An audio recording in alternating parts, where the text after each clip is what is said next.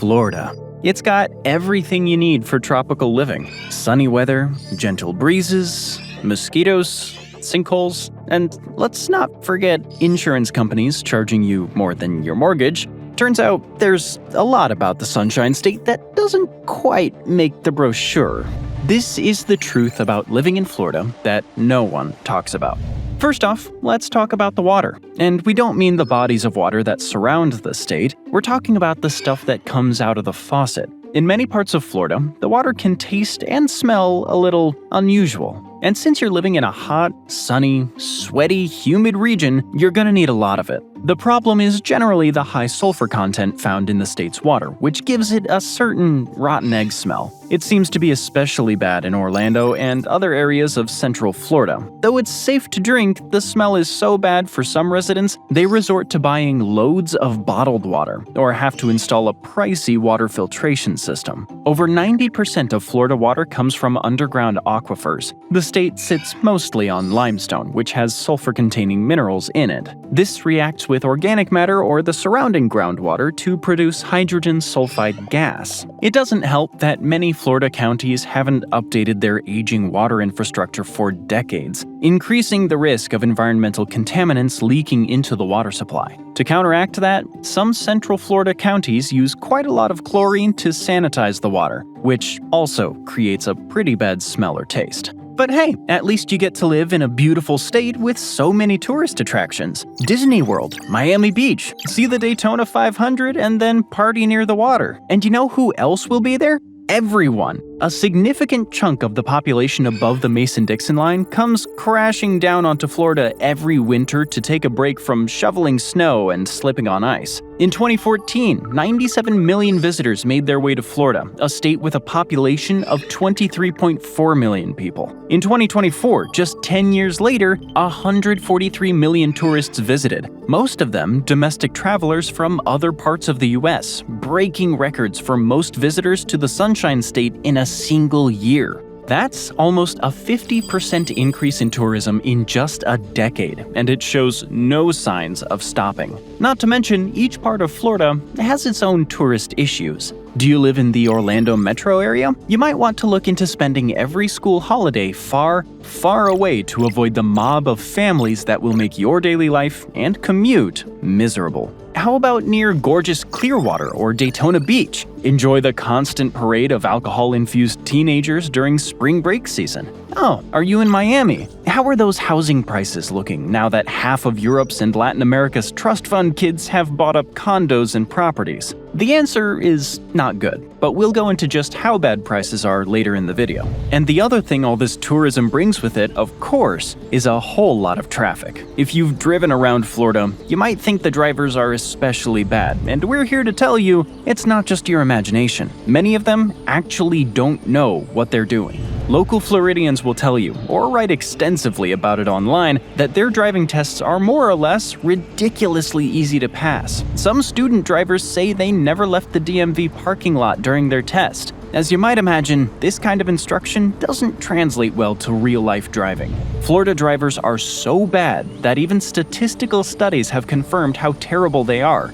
A report by Clever ranked Jacksonville as the city with the worst drivers in America 2 years in a row. In 2024, 4 out of the top 7 U.S. cities with the worst drivers were all in Florida. Tampa came in second, Orlando 5th, and Miami in 7th place. Jacksonville alone had 68% more fatal accidents than the urban average across the U.S., counting 16.2 fatal car crashes for every 100,000 people in 2024. Not to mention, over 20% of Florida residents are over 65 years old. The state is known for attracting retired people from all over the Northeast and East Coast who wish to spend their last years in warm weather and gated communities. However, it's also well known that vision and reflexes decline with age, so senior citizens have a reputation for being, on average, worse drivers. And on a not totally unrelated note, car insurance rates in Florida are through the roof, as is health insurance. As the clever researchers pointed out, all that bad driving, drunk driving, and reckless driving contributing to a high accident rate in Florida has made car insurance prohibitively expensive. Jacksonville residents pay over $2,700 in annual auto insurance premiums, about 40% more than the average. Apparently, just telling Geico you live in Florida is enough for them to tack on a huge surplus to your insurance bill. And if you do crash, there's another problem to consider. Only 73.3% of Florida drivers have insurance, making it the least insured place when it comes to cars in the US. If you plan on taking a bike instead,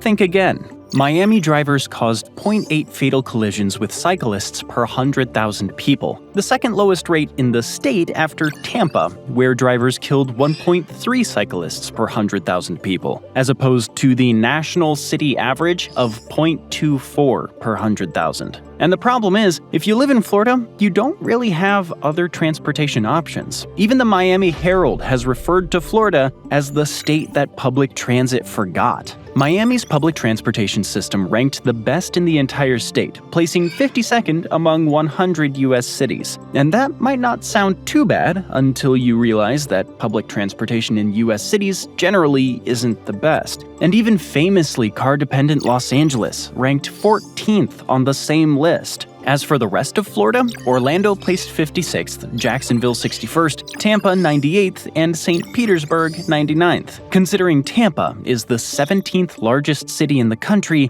that's not a great ranking. The Tampa Bay Times researched the issue and found that Tampa is the only metro area in the U.S.'s top 20 to spend less than $213 million a year on public transportation.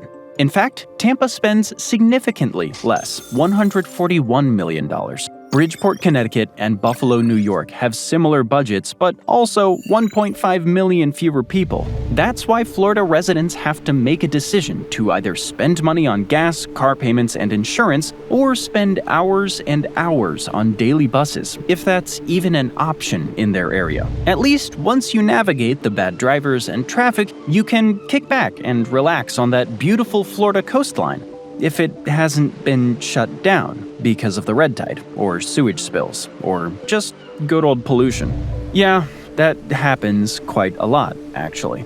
Most out-of-towners think living within 30 miles of the Florida coast means they'll be laying on the sand and surfing all the time. Most Floridians almost never make it to the beach because it's too much of a hassle, and sometimes the beaches aren't even open. Red tide is the result of algae blooms multiplying in the sea. Not only can they discolor the water, but they're actually harmful to people in the water as well. The Gulf has over 50 species that can cause red tides, though one of the most frequent offenders is an algae Karenia brevis. Red tide can last for 3 to 5 months, several weeks of which can be harmful for swimmers. Symptoms of coming into contact with these algae blooms include eye irritation and respiratory irritation, and potentially swimming among dead fish. Of course, there's an even worse option, that the beaches will have unsafe levels of bacteria and pollution, but remain open. Environment America tested 244 beaches in Florida in 2022 and found that a whopping 70% of them had unsafe levels of fecal indicator bacteria for at least one test. Most of them weren't closed.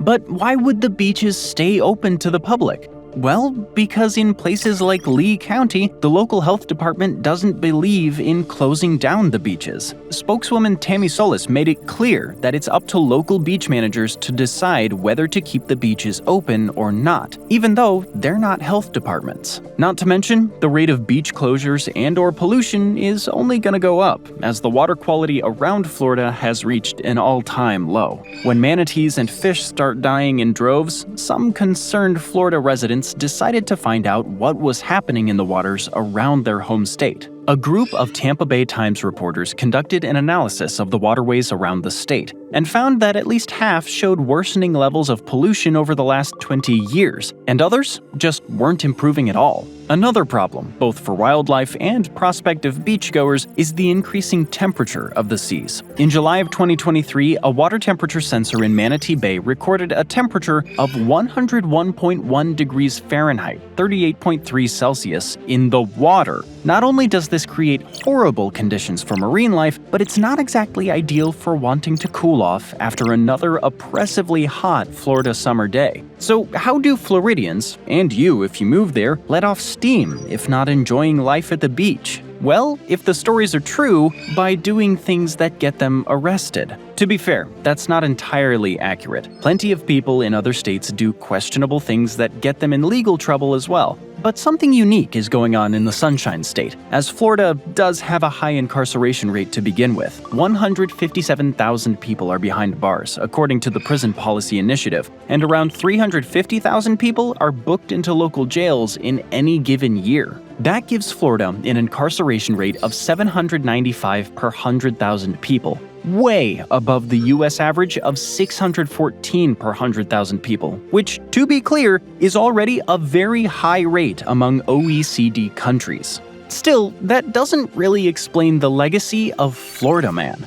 So what gives? Well, if you do something drunk and stupid and you get arrested for it in Florida, there's a good chance the entire world will hear about it. That's because Florida has something called Sunshine Law, which gives members of the press easy access to detailed records regarding arrests. The media can immediately publish names, mugshots, and very specific stories about why someone was arrested. That being said, Florida is not the only state to have these laws, so there must be yet another factor contributing to the Florida Man legacy. Maybe they're slowly being driven crazy by the constant, overwhelming influx of bugs they have to deal with. Mosquitoes are mainly attracted to warm, damp places with standing water, which describes almost the entire state. So no matter where you live in Florida, and no matter how clean you keep your house, it's almost impossible to avoid both these pests. The damp conditions that prevail in the state also create a kind of paradise for cockroaches and cockroach-like insects, mostly referred to as palmetto bugs throughout Florida.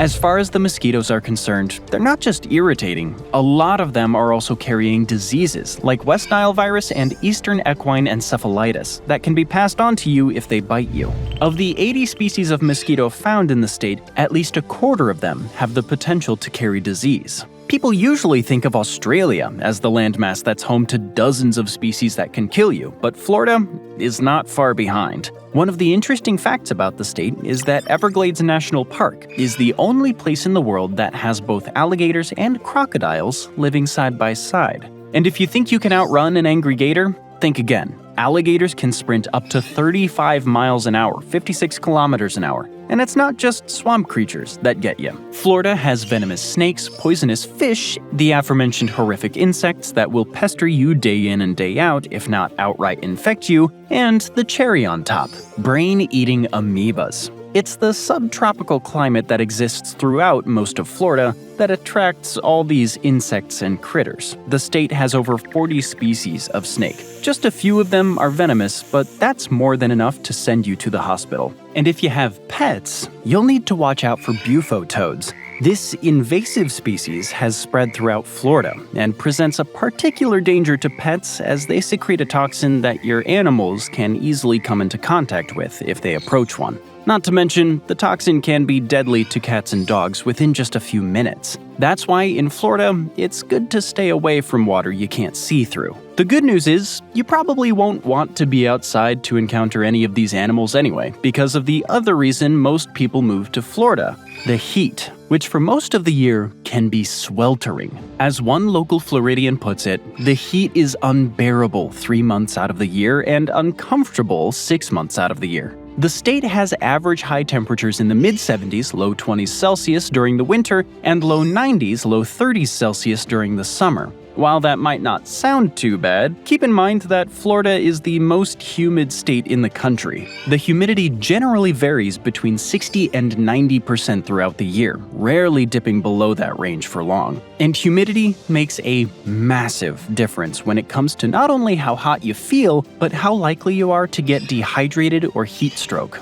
Much bigger than most people think. For example, if it's 90 degrees Fahrenheit, 32 degrees Celsius outside, but the humidity is 10%, it'll feel like it's 85 degrees Fahrenheit, 30 Celsius for your body. But if it's 90 degrees outside and the humidity is 80%, it'll feel like 113 degrees Fahrenheit, 45 Celsius. That being said, outsiders tend to think of Florida summers as hot, but sunny and beachy. The truth is, though Florida gets an average of 237 sunny days a year, when it rains, it pours. And that happens mostly in the summertime. From mid-May to mid-October, Florida experiences an intense rainy season, with thunderstorms often hitting during the afternoon or evening, especially in southern Florida. Parts of the state get between 7 to 8 inches, 17.7 to 20 centimeters of rain a month during this time. And you can expect 70 to 100 thunderstorms a year. It's the state that gets the most thunderstorms in the country.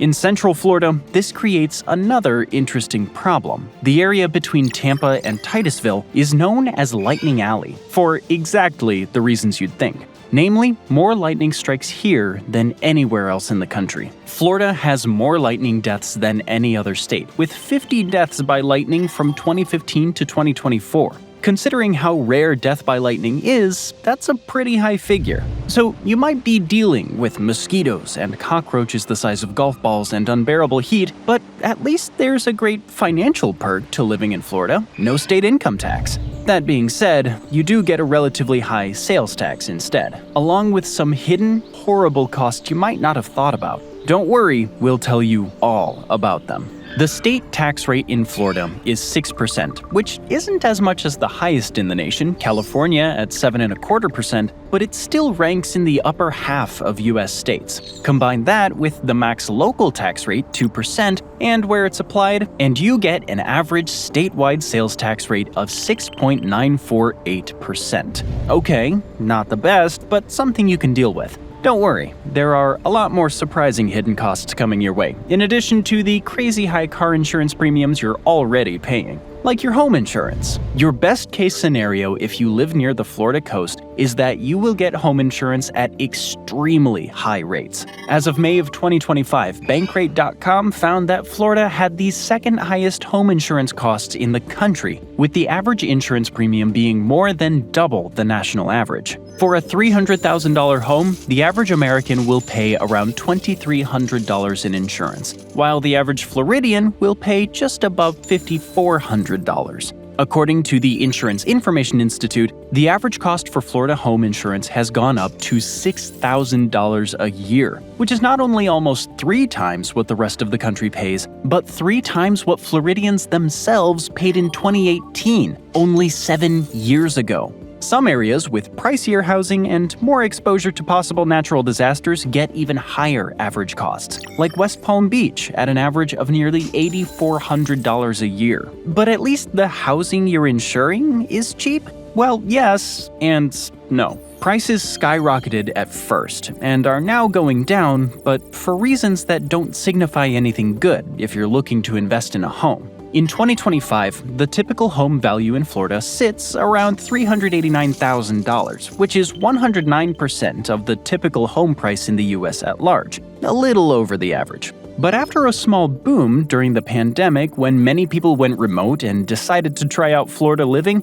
the market has cooled down again, and faster than anyone expected.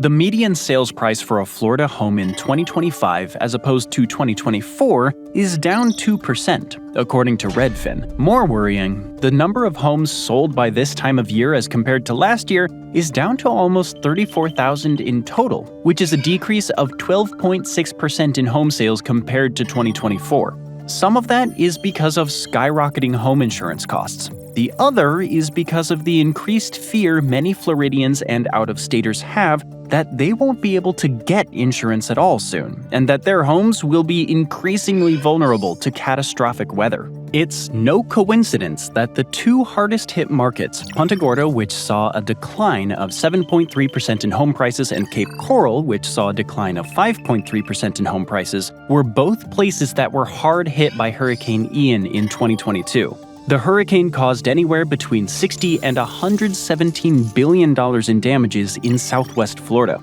For many working and middle-class residents, the costs to repair their homes, coupled with skyrocketing insurance premiums, destroyed any will they had to remain in the area.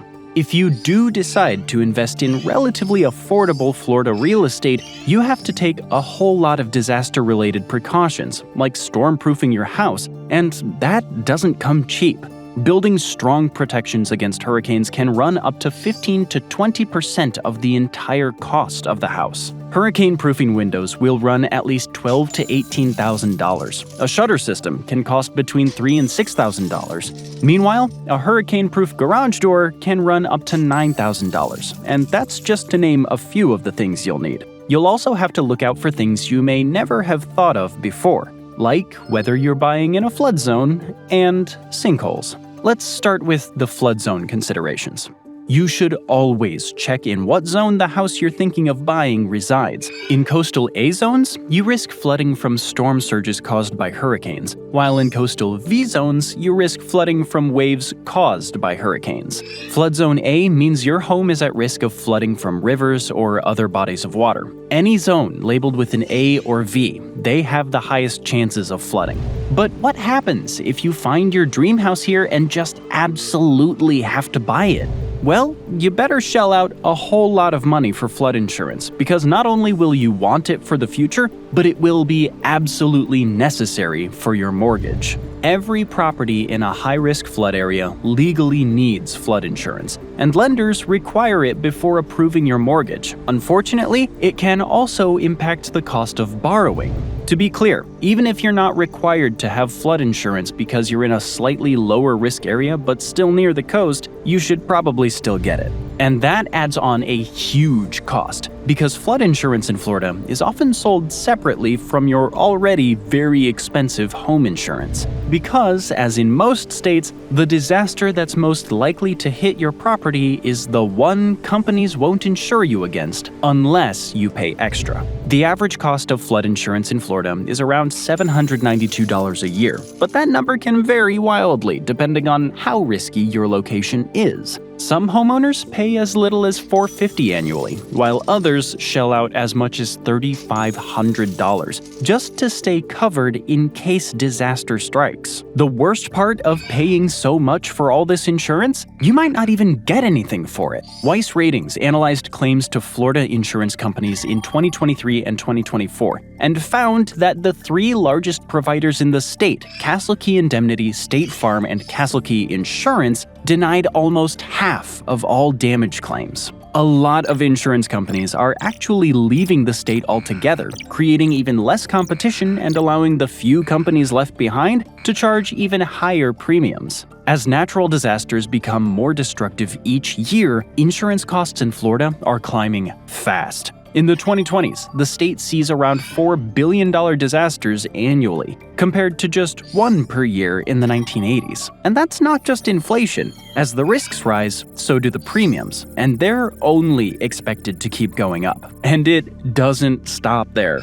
Reinsurance, which is basically insurance for insurance companies, is also getting more expensive. Thanks to rising risks across Florida, especially in coastal areas, those higher costs are passed straight down to homeowners. As if all these water-related issues weren't enough, the ground could also literally swallow up your house, or at least part of it. The state of Florida sits mostly on a limestone foundation, which is incredibly prone to sinkholes. Some prospective homebuyers will actually look for properties with repaired sinkholes, since they think this means the ground is less likely to collapse. Now, let's talk about utilities. Even though the price of electricity is lower in Florida than in the rest of the US, on average, residents still pay around $272 a month for electricity. That's 33% higher than the national average. That adds up to almost $3,300 in costs per year. All these extra housing costs may be why Florida currently ranks 3rd or 4th in homelessness among US states, depending on the year, as it's neck and neck with Washington, with over 31,000 homeless people on the streets. That being said, the cost of living in Florida still isn't nearly as bad as in states like New York and California. The difference being that New York and California, especially big metro areas within those states, tends to offer a lot more income potential. One cost of living comparison found that California, another sunny coastal destination, is about 23.5% more expensive to live in than Florida, mostly due to housing and transportation costs. According to World Population Review, the median one-person household income in California is over 27% higher than in Florida, around $50,200 compared to $39,400. Yet another measure puts the median income of California at almost $84,000 versus $62,000 in Florida, making a Californian's median income about 36% higher than a Floridian's.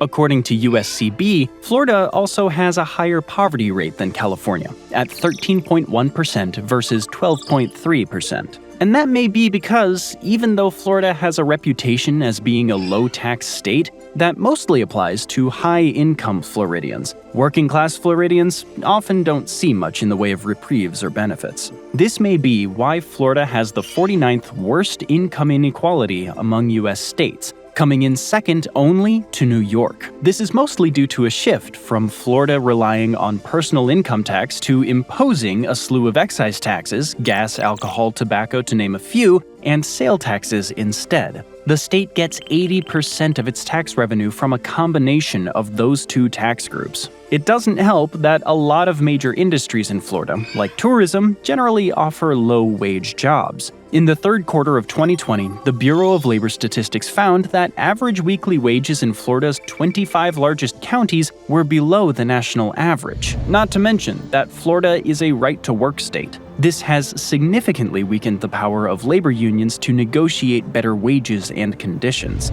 Combine that with already limited worker protections, and it creates an environment where companies can get away with a lot of shady practices to cut their obligations to employees. Florida law does not require employers to offer any rest breaks to their adult employees, including lunch or coffee. It also doesn't require employers to provide paid time off, vacation, or even sick leave. Now, a lot of individual employers choose to do so to attract employees, but some don't because they'd rather keep profits high and employees miserable. In addition to the lack of basic work regulations, Florida doesn't offer any protections for their workers when it comes to one of the state's most basic issues: the heat. About 2 million Floridians work outdoors in construction, agriculture, and other fields like sanitation, while other states that deal with extremely sunny and hot conditions offer workers basics like access to shade, water, and frequent rest breaks. But Florida not only has zero protections, but in 2024, Governor Ron DeSantis actually approved a bill that prohibits counties and cities in Florida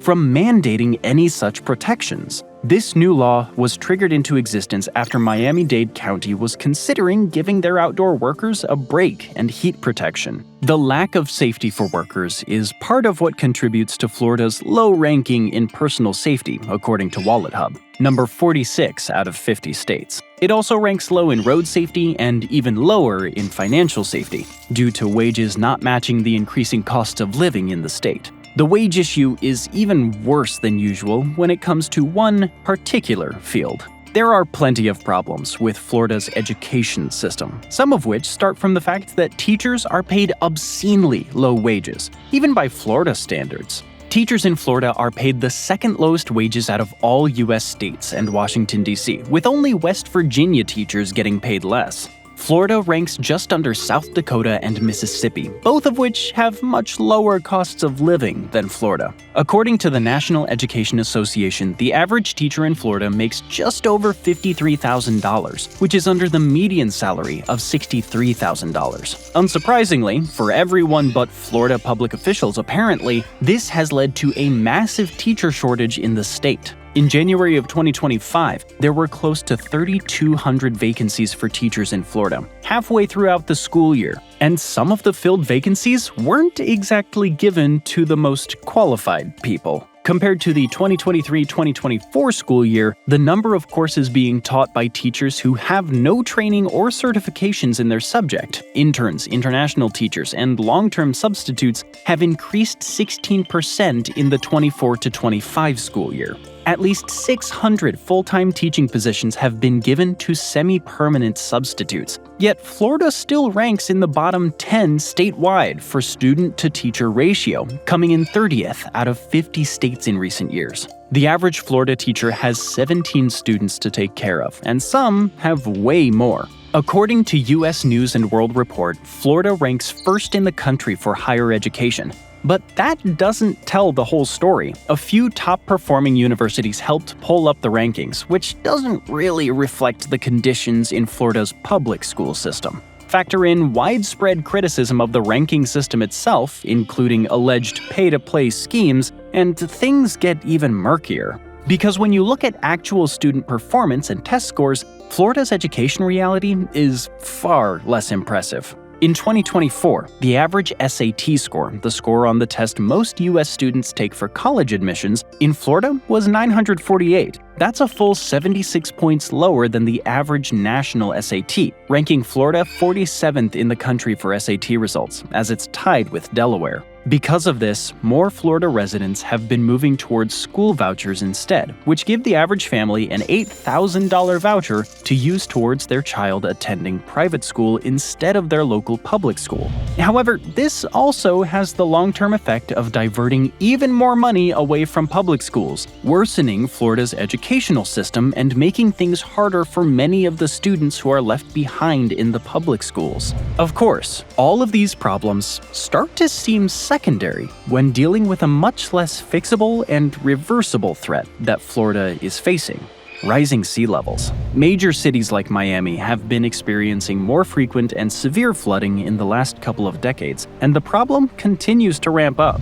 The National Sea Level Explorer website states that the sea levels around Florida have increased by 7 inches, 17.7 centimeters from the 1970s up until 2025, and could see another 9 inches, 22.8 centimeters of rise between 2020 and 2050, meaning the rate of sea level rise is accelerating. A total of 17 inches, 43 centimeters may not sound like a lot unless you've been to Florida and realized it is the flattest, most at sea level state in the Union, and even a couple of feet of water could easily submerge half its coast. In fact, some organizations like NOAA, the National Oceanic and Atmospheric Administration, warn that if the worst-case climate projections come true, Florida's future could be submerged. A sea level rise of 6 feet, 1.8 meters by 2100 could leave areas like the Keys, Miami Beach, Cape Coral, and parts of Fort Lauderdale permanently underwater, or at the very least, subject to chronic and extreme flooding. The truth is, Florida's subtropical charm may lure tourists and retirees, but life there tells a different story. With rising costs, climate concerns, and a crumbling education system, the Sunshine State may be starting to cloud over. Thanks for joining me today. I hope you enjoyed the video, and if you want to see more videos like this, then please consider subscribing and turn on notifications. Really does make a difference. Thanks again, and I'll see you next time on MapPack.